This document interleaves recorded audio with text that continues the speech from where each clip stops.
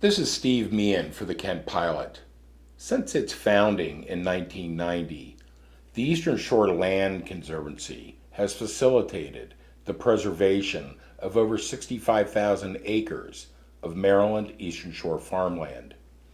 In recent years, it's turned its focus to improving Eastern Shore towns through conservation.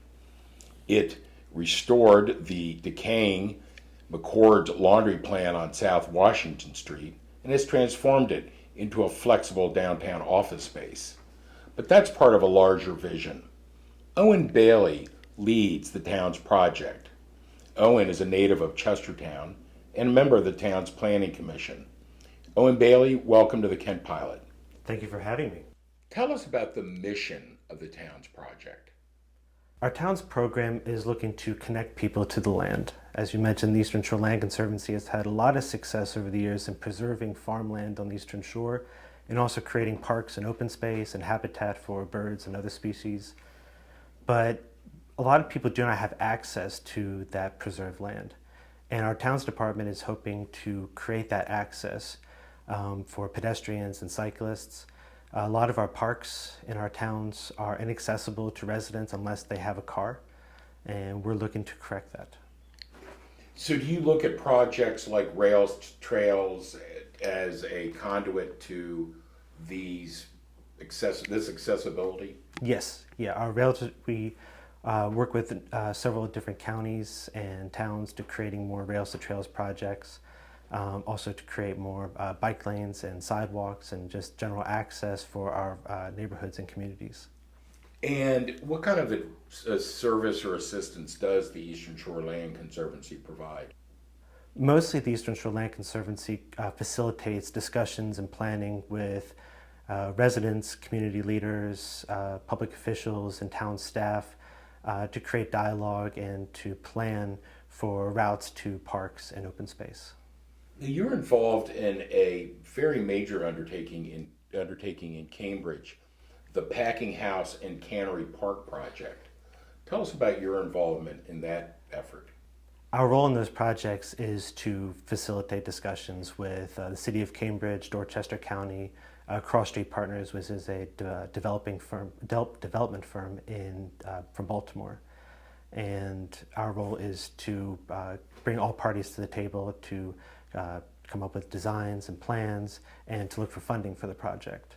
It began as trying to find a way to restore the last remaining factory of the Phillips Packing House campus. And just adjacent to it is Cannery Park.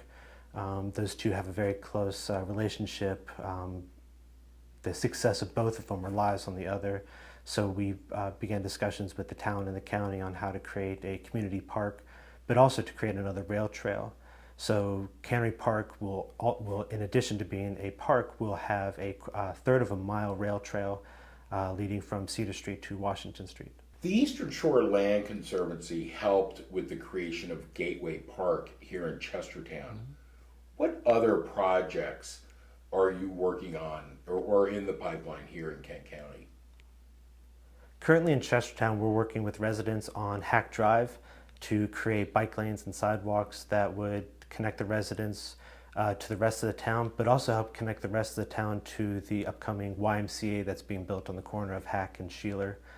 A couple weeks ago, we conducted a walk audit with residents where we met on site, walked the length of Hack Drive to look at the conditions to see what obstacles we would run into in installing a bike lane.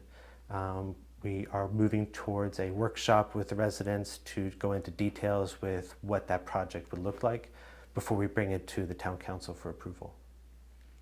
And we also have another project at the foot of High Street to create a safer crosswalk along Water Street and to help slow down traffic. We've had complaints from several neighbors who state that there are a lot of cars that speed as they get to the end of High Street and as they're leaving the docks.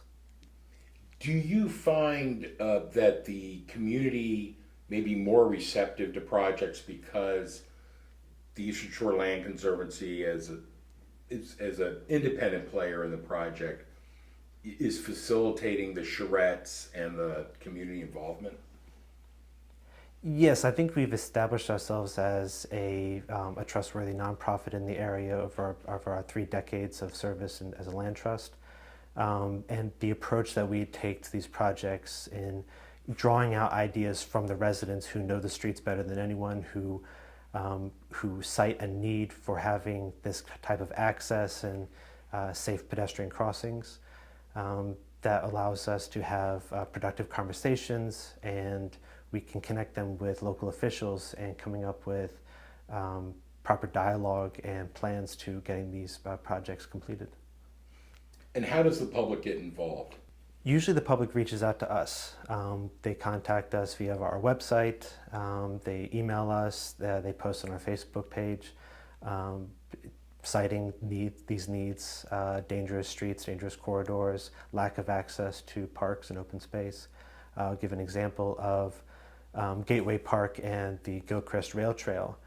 Just down the road on Flatland Road are several communities that don't really have access to those two facilities because of how dangerous the walking conditions are down Flatland Road and crossing Upper High Street, which is a shame because those communities are so close to these two valuable parts of our town, but they're really inaccessible unless you have a car, unless you want to brave walking down Flatland Road. Several years ago, the town researched into the cost of constructing a sidewalk, and they came back at like $1.4 million, which is a typical cost for sidewalks. The engineering, the planning, the construction is very costly. So we offer a different method of a demonstration project to install temporary structure to test out different ideas that cost thousands of dollars instead of millions of dollars. Owen Bailey, thank you for joining us. Thank you for having me. And for the Kent Pilot, this is Steve Meehan.